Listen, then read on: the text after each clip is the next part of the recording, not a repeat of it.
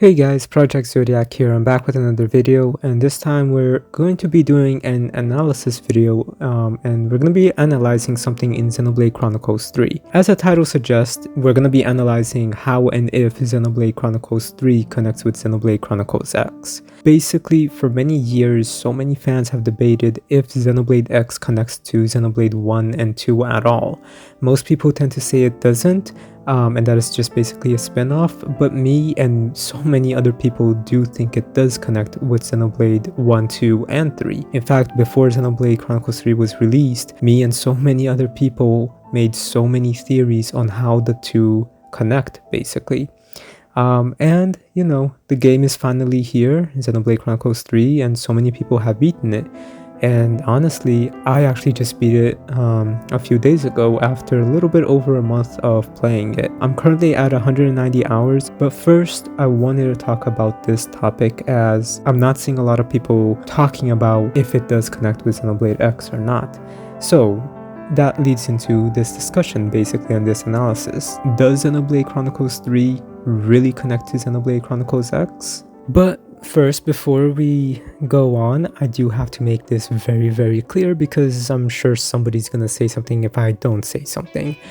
This video is gonna have spoilers for every single Xenoblade game. So if you have not played them, but you want to, if you don't want to be spoiled on the main events and stories and big surprises, then you should definitely watch this video after you learn about the story a little bit more, or after you play the game, or after you see the cutscenes. But if you guys have already played the games, if you guys already know the story, or if you guys just don't care about spoilers, then definitely continue watching this video. So again, spoiler warning for every single Xenoblade game, and extreme spoilers, because it's basically going to be talking about some very big plot revelations as well. So with all that said, let's continue. It will be very easy to say that Xenoblade 1 and 2 do indeed connect with Xenoblade 3. I mean, they are referenced many times in the game, and sometimes it's in a subtle way, and sometimes it's very clearly shown that they are connected, and there's even things down to the combat that shows how they're connected with Xenoblade Chronicles 3. And basically, as I played the game, I did keep looking for ways that could show how Xenoblade Chronicles 3 and all of the other Xenoblade Chronicles games connect to Xenoblade Chronicles X. And honestly, after playing the game and after beating the game, I honestly do have to say that yes, I do think it is very clear that Xenoblade Chronicles X does indeed connect to Xenoblade Chronicles 1, 2, and 3. So one of the first few things that I want to talk about to kind of prove this is my reactions to the very first battle song that you hear in the game. For me, this is very similar to the style of music that was in Xenoblade X. And the same thing can be said for the song that plays during the menu when you bring up the menu, basically. And there are a few other songs too in the game that are very similar to that Xenoblade X style of music, but these are just two that I wanted to give an example of. The next thing that I had noticed is basically the very futuristic design of the user interface and the way that, you know, each person has their iris and how they look through things. That is also very similar to the way that the MIMs and the technology in Xenoblade Chronicles are and how they're presented. The last minor thing that I wanted to touch on is very clearly it looks like the clothes in Xenoblade Chronicles 3 matches the clothes and style of clothes from Xenoblade Chronicles X. And not just the clothes themselves, but the weapons, especially the guns, and even the architecture and some stuff, but we'll get to that in a little bit. So as I kept playing the game, for a while these were the biggest things that I was noticing. And while these things could end up, you know, being connected to lore, or being, you know, analyzed later on, and you'll be able to find some kind of connection by analyzing it with this kind of proof, it still wasn't something that was very, like, it just wasn't very concrete, basically, you know? So, you know, I kept looking and I kept looking, and I couldn't really find something very concrete that is until we reached the city. When we first get to the city, I was basically freaking out because the layout of the city and the style of the city and its architecture and everything regarding the city is extremely similar to New LA from Xenoblade Chronicles X.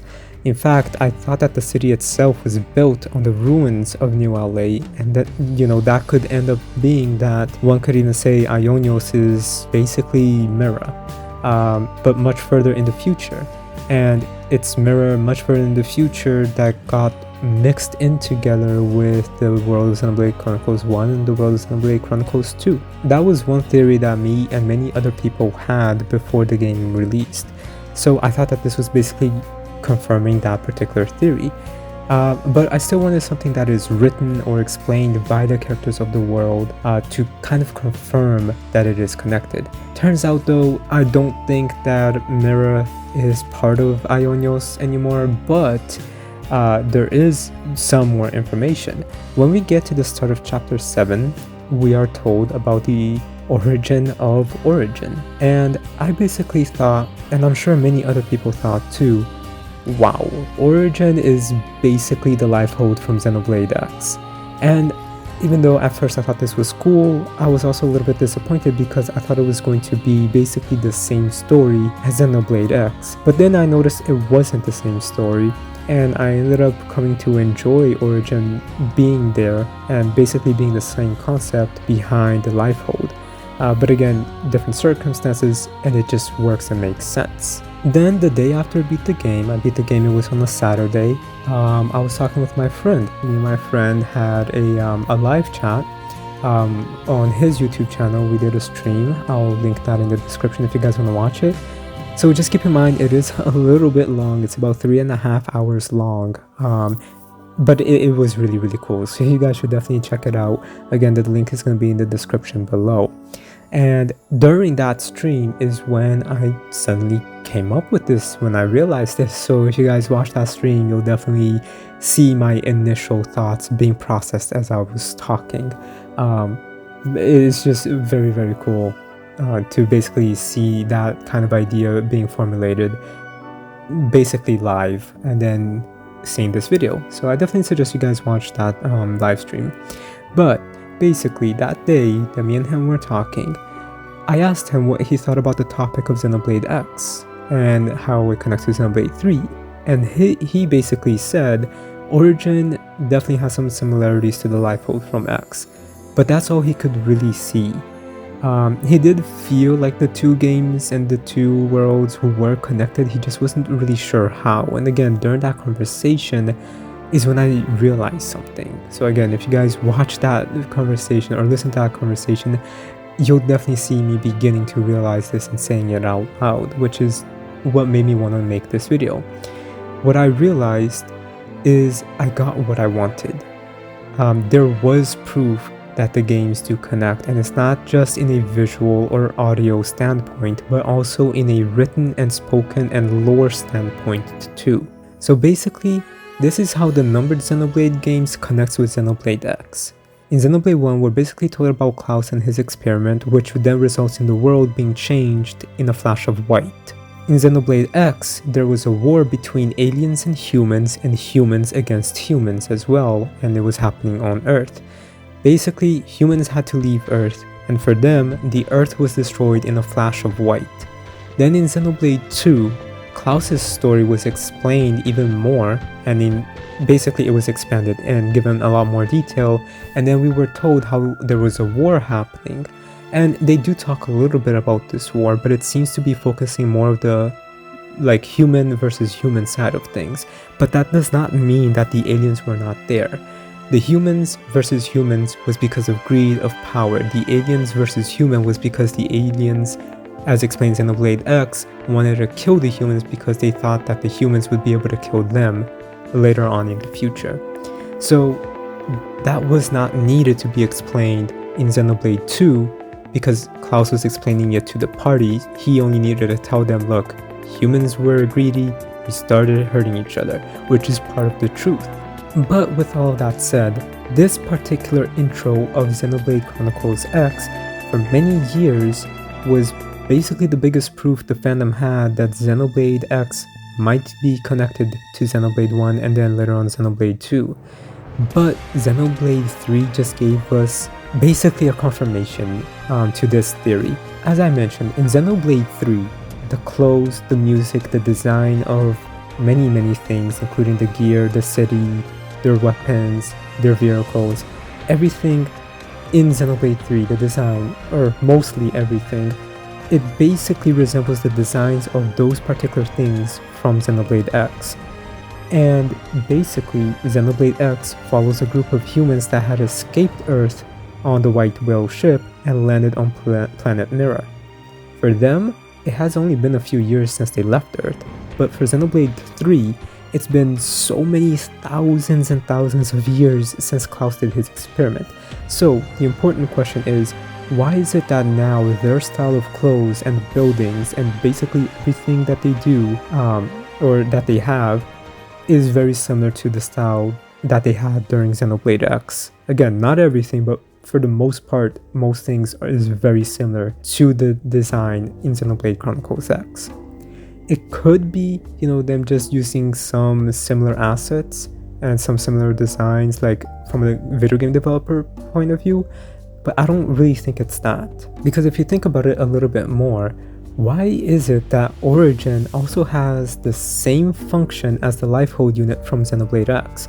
And how did they even learn or think about creating Origin? Well, the answer is pretty simple. It's because of Elma, Klaus, and Numa. Basically, we are told in Xenoblade X that Elma came to Earth to help humanity. She gave them information about the Lifehold unit amongst other technologies, and they built that.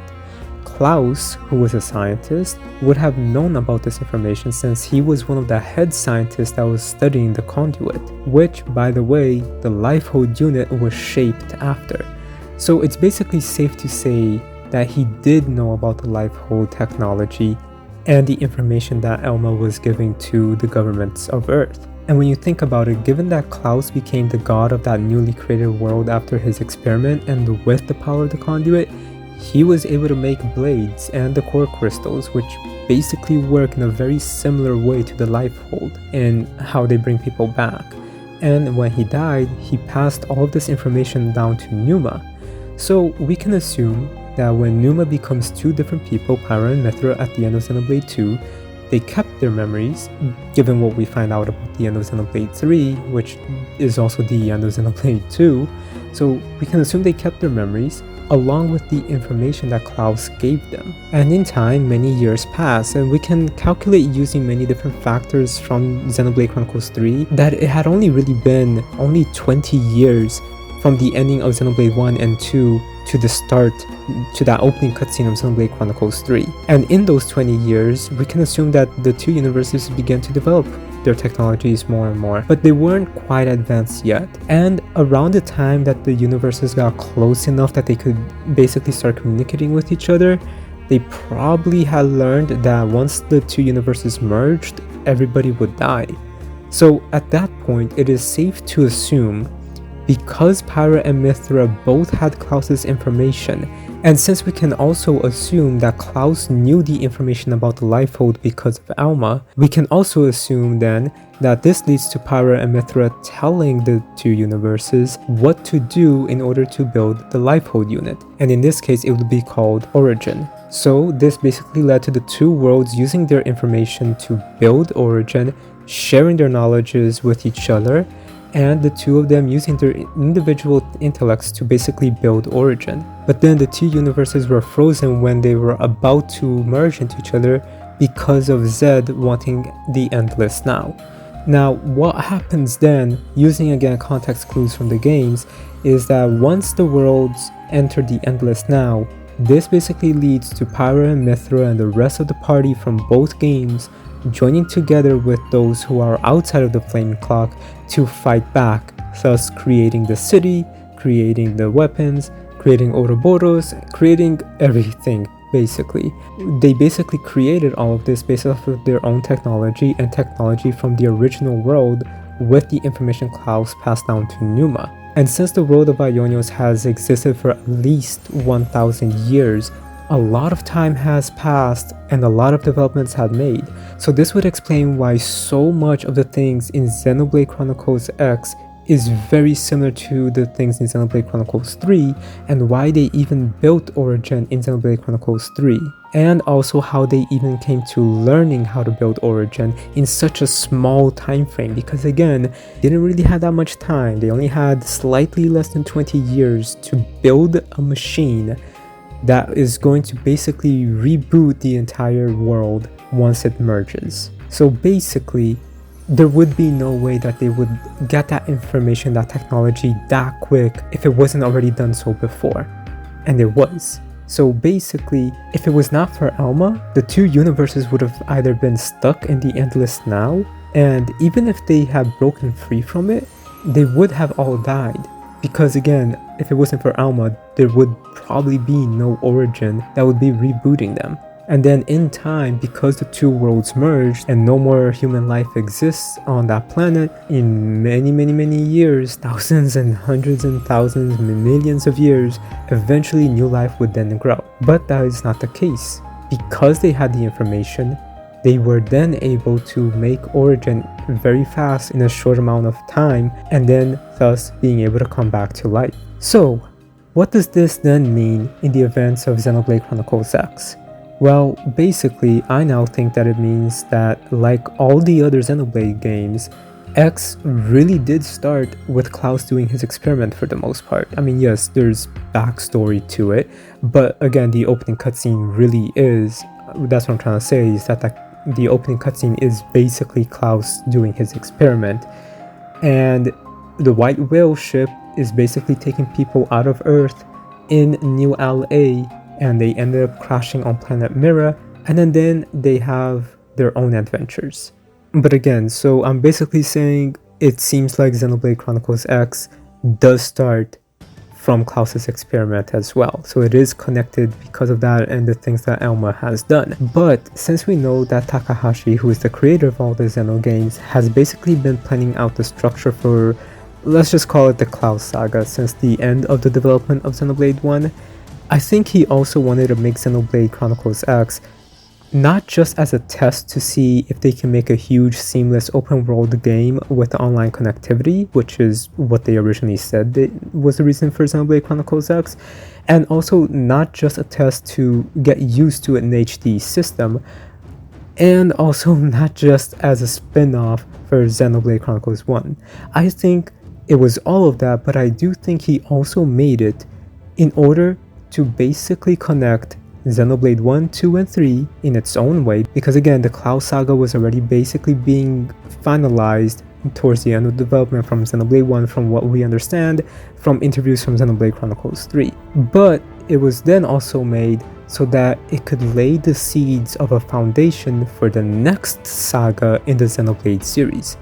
So I do think that the Klaus Saga, which does include the events of Xenoblade X, as we just talked about, is basically his retelling of the Perfect Work story in the Xenoblade universe. And with Xenoblade 3, he was finally able to fully tell that Perfect Work story. Again, it's a retelling. And basically, what comes next won't be part of the Klaus Saga or the Perfect Work story. Again, we're saying Klaus Saga to mean Perfect Work story, but the Xenoblade version of it. But it could stem, so it could grow from the Klaus Saga. So it could still be somewhat connected to the Klaus Saga, but it's gonna be a totally new saga, like a sequel saga. So basically, I'm thinking that if he ever makes a Xenoblade Chronicles X 2, that will continue this new story that is again unrelated to the Klaus/Perfect Work story, but was set up at the end of Xenoblade Chronicles X. And again, this would then be the new saga of Xenoblade. Maybe it won't even be called Xenoblade Chronicles X2, for all we know it could be called Xenoblade Chronicles 4, but it would still touch on the themes and the events of the ending of Xenoblade Chronicles X.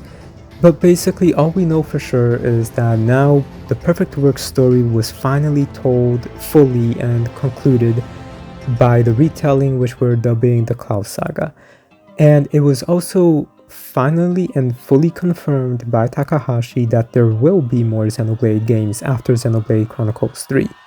So with all that said, I do definitely think that this does give more proof that Xenoblade X is definitely connected to the other games, while also setting up the next saga of Xenoblade.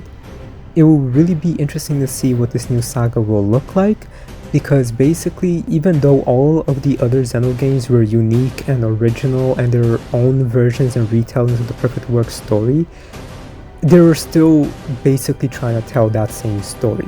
Xenoblade 3 was basically the only game that we never got a different version of in the past.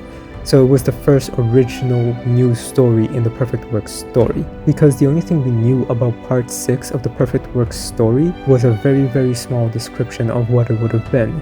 Every other part got a lot of information on it in that timeline picture. So again, Xenoblade 3 is the first original new chapter in the Perfect Work story that we've gotten since the beginning of Xenogears, basically. So now that this story is fully done, it will definitely be very interesting to see the brand new story that Takahashi is going to be trying to tell. An unrelated story to Perfect Works, basically. And really, it's just going to be fun. It's going to be crazy, it's going to be cool, and I'm very excited to see the mysterious things and discover these new worlds and this new lore that he's going to be creating.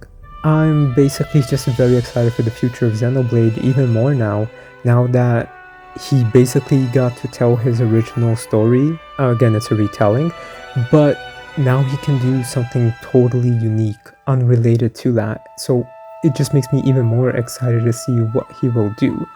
But with all that said, these are just my thoughts. I could be wrong, there might be some things that I'm missing, but really this is what makes sense at the moment for how all of these games connect. And if you want to say, you know, all of the Xeno games as a whole kind of follow the same, you know, story because of the conduit and multiple dimensions, different universes, they're basically mirrors of each other, you can kind of see it like that, so you can kind of stretch it out to say that all of the Xeno games do somewhat connect with each other because of the conduit, which is the Zohar. But we're not really talking about that. We're just talking about X and Xenoblade 1, 2, 3, Future Connected, and Torna. With all that said, guys, I hope you guys enjoyed this video. Let me know your thoughts on this. And keep in mind, I am going to be making a lot more Xenoblade videos. I have about 3, maybe 4 other video ideas that I want to do regarding Xenoblade Chronicles 3 in particular. So definitely please watch those when those come out. The next one is probably going to be a review for Xenoblade 3. But I might also want to do my analysis of Xenoblade 3, the themes in it, and explaining the ending as well. But I'm not sure yet. So anyway, for now, I hope you guys did enjoy this video. Hope you guys watch my next videos regarding Xenoblade 3 and just my analysis for any other thing that I do later on.